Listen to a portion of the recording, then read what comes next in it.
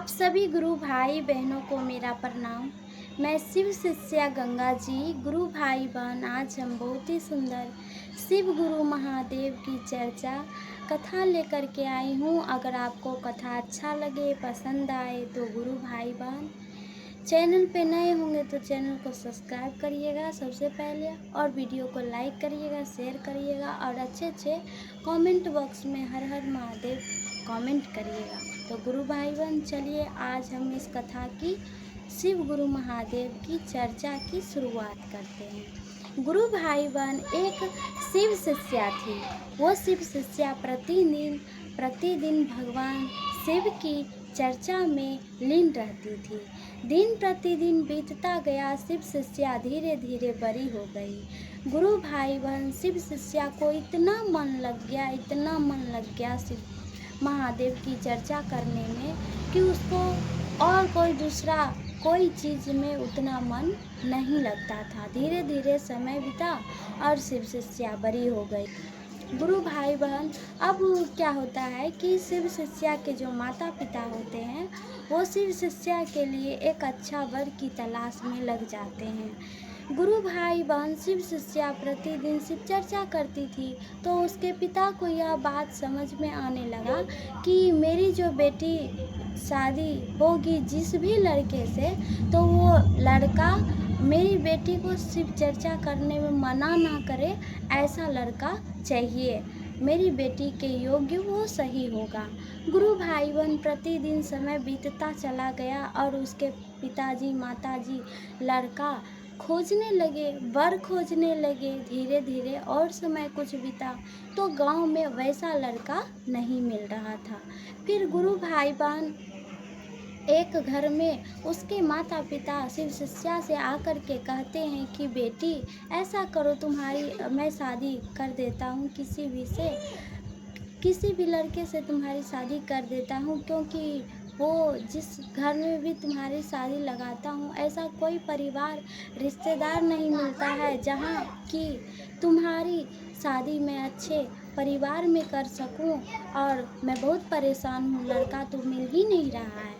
गुरु भाई बहन, तब जाकर के शिव शिष्या कहती है, ठीक है पिताजी, जहाँ आप चाहेंगे वहीं कर दीजिए शादी। जो महादेव मेरे साथ है और महादेव की दया से जो कुछ होगी तो सब कुछ अच्छा ही होगा, आप कर दीजिए। गुरु भाई बहन, क्या होता है कि शिव गुरु महादेव की दया तो उसके शिव शिष्या के ऊपर थी ही। फिर उसके माता पिता जा कर के शादी को फिक्स कर देते हैं और कुछ दिन में ही शिव शिष्या की शादी हो जाती है। गुरु भाई बहन, शिव शिष्या अब भगवान शिव की चर्चा आराधना ससुराल में भी करने लगी और अपना घर परिवार को अच्छे से देख रेख करती थी। दिन प्रतिदिन बीतता चला गया। अब शिव शिष्या जो थी, गुरु भाई बहन बाहर आंगने में भी बैठ के शिव गुरु महादेव की चर्चा करने लगी। कुछ समय बीता, शिव शिष्या के घर अब उसकी ननद और जेठानी आई तो वो अपनी सास से कहती है कि हे सासू माँ, ये देवरानी को क्या हो गया है। और ननद भी कहती है कि मम्मी, ये जो भाभी है, छोटी भाभी, उसको क्या हो गया है, क्या भनर भनर करते रहती है, कहीं ये डैन जोगिन तो नहीं है भैया। लग रहा है जैसे कि कोई डैन जोगिन से शादी उदी कर लिए हैं। मम्मी, कोई तलाश करो और पता करो कि ये करती क्या है, और हो ना पाए तो फिर कुछ उपाय सोचेंगे हम सब। गुरु भाई बहन, अब प्रतिदिन उसकी माँ भी बैठकर सुनती थी तो उसको समझ नहीं आता था, क्योंकि वो महादेव की शिष्या नहीं थी। शिव महादेव की चर्चा क्या होती है उसके बारे में भी उसको पता नहीं था। धीरे धीरे कुछ समय बीता तो उसकी माँ को भी लगने लगा यह चीज़ कि हाँ, हो न हो ये कहीं न कहीं डाइन है। अब उस शिव शिष्या को मना करने लगी उसकी सास की, बेटी तुम ये क्या भनर भनर करती हो, ये जो भनर भनर करती हो घर में भनर भनर मत करो, और गीत गाना, ये गाना, वो गाना, कहीं न कहीं तुम डैन जोगिन तो नहीं है। बेटी ऐसा अगर है तो सोच लो, तुमको अब हम घर में रहने भी नहीं देंगे। गुरु भाई बहन, धीरे धीरे समय बीता। अब उसकी जो माँ है उसको सासू माँ जो है घर से निकाल दी। फिर जा कर के क्या हुआ कि शिव शिष्या बहुत ही परेशान हो गई और वो महादेव के पास चली गई।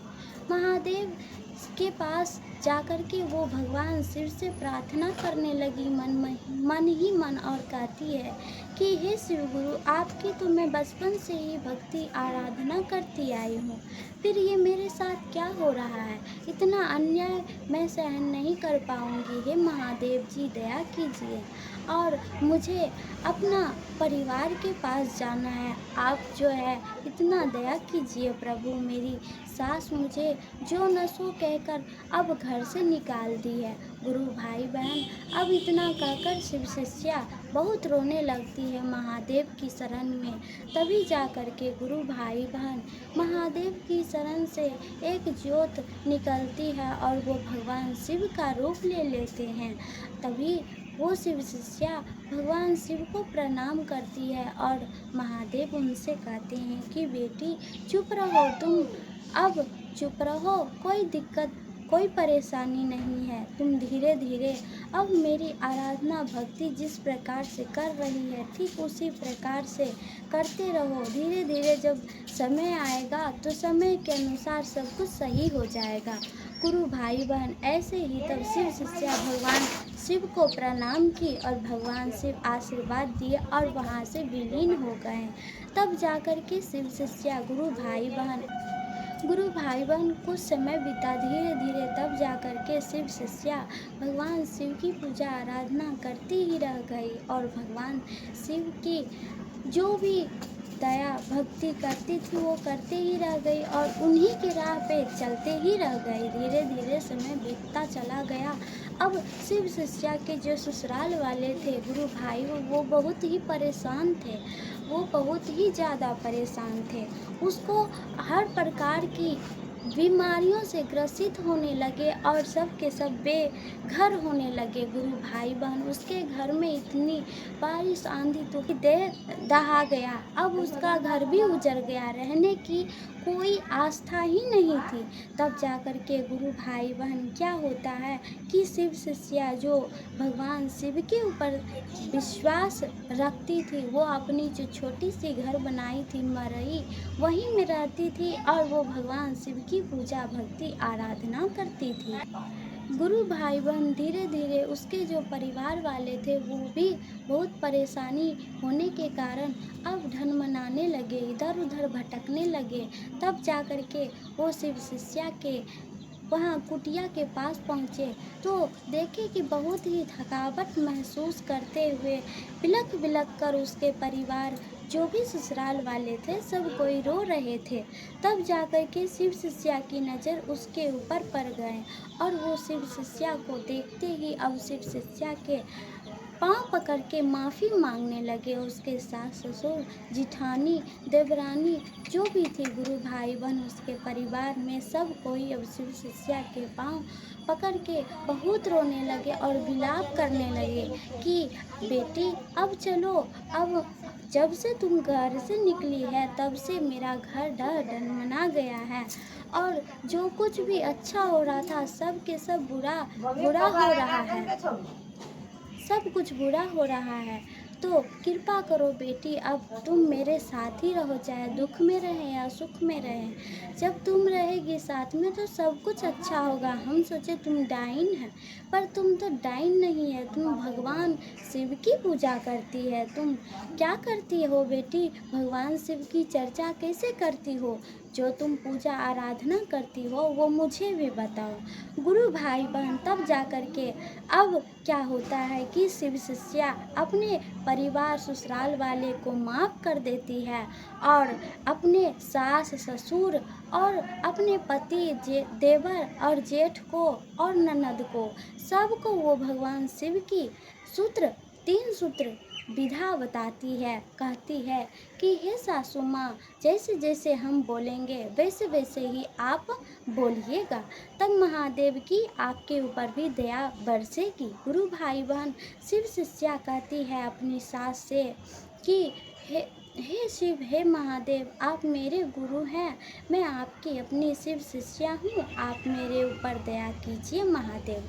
पहला विधा में दया मांगती हूँ और दूसरा विधा में चर्चा करती हूँ। कोई भी गुरु भाई हो, बहन हो, आपस में जब भेटा जाए तो उससे भगवान शिव की अच्छी अच्छी चर्चाएँ करती हूँ, अच्छी विचारधाराएँ की बात करती हूँ। और तीसरा विधा में नमः शिवाय का जाप करती हूँ।